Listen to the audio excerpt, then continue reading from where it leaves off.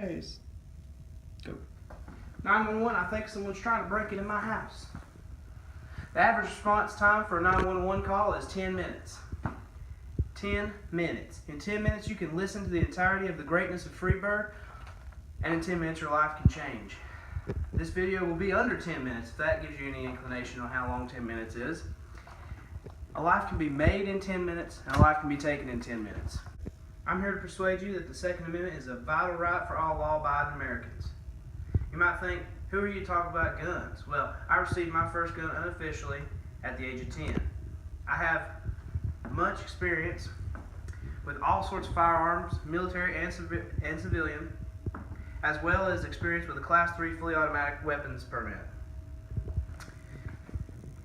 To understand the importance of firearms, we must review the facts. Criminals will always have access to guns no matter what we do. Firearm regulations only hurt law-abiding citizens. Prohibition was a disaster and spiked the use of alcohol. The same will happen with the prohibition of guns. Finally, the bottom line is, owning a gun is your constitutional right. Gun restrictions, in the long run, only hurt law-abiding citizens.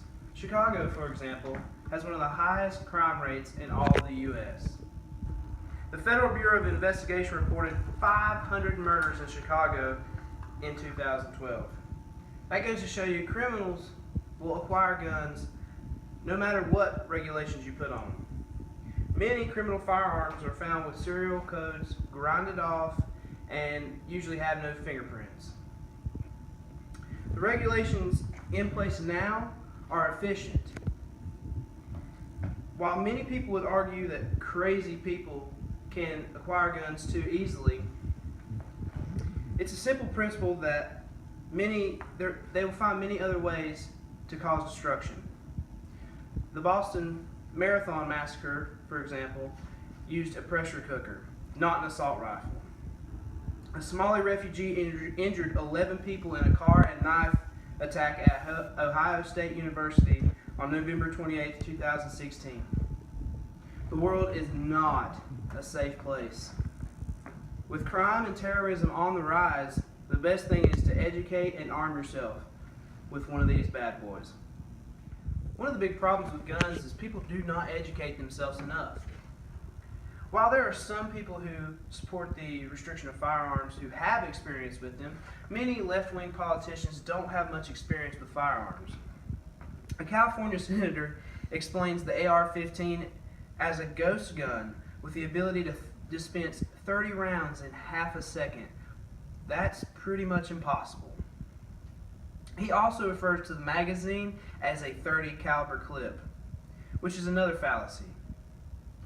These politicians fail to read the Bill of Rights, as they would not have to go very far to see the right to bear arms. One of the big problems with guns is people do not educate themselves enough.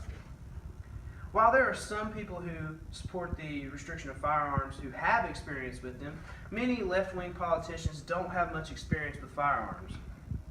A California senator explains the AR-15 as a ghost gun with the ability to dispense 30 rounds in half a second. That's pretty much impossible. He also refers to the magazine as a .30 caliber clip, which is another fallacy. These politicians fail to read the Bill of Rights, as they would not have to go very far to see the right to bear arms. The continuation of firearms restrictions is direct infringement of the Second Amendment. Obviously, the Founding Fathers thought highly of an American citizen's right to arm himself, seeing as the right to bear arms is second on the Bill of Rights.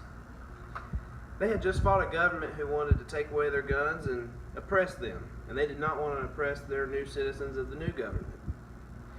Many argue that the Second Amendment was fitted for flintlock muskets, and it was only for that time.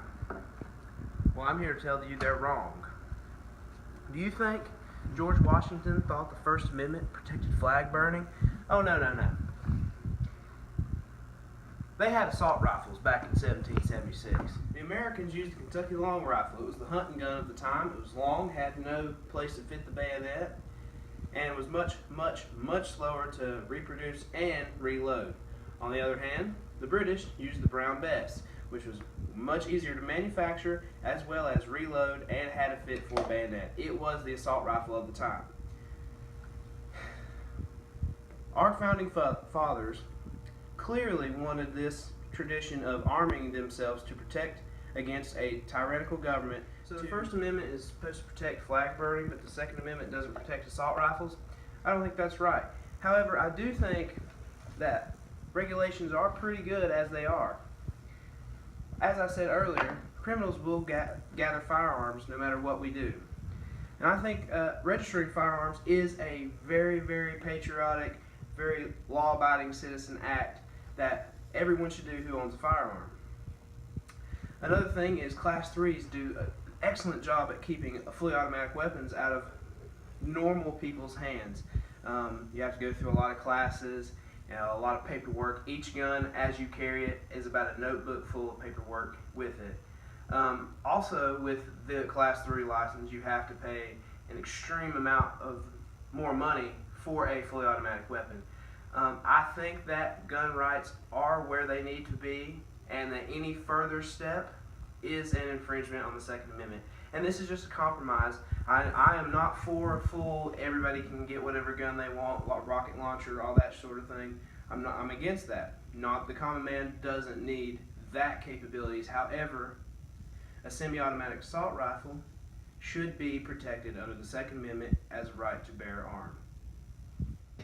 In 1933, Adolf Hitler said, "To conquer a nation, you must first disarm its citizens." And that's the way a lot of politicians nowadays think.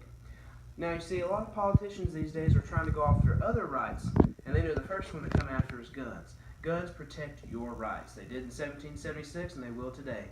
Guns not only protect your rights, but guns protect your family. Fathers fought tyranny to protect future generations of Americans. The Second Amendment is the protectorate of our rights. Without guns, without assault rifles, we become subject to manipulations from politicians and lose the ability to protect our rights and property. The world ain't sunshine and rainbows, honey. You can't expect by stripping guns from law-abiding citizens that criminals will no longer be able to acquire them. Such broad banning leads to some of the downfalls of the Prohibition of 1920.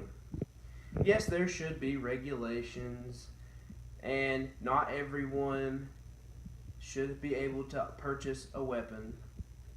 However, the direct banning of guns at all, or just assault rifles, is a direct infringement of the Second Amendment.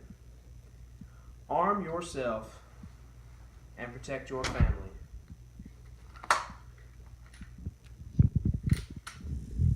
God bless you, and pass the ammunition.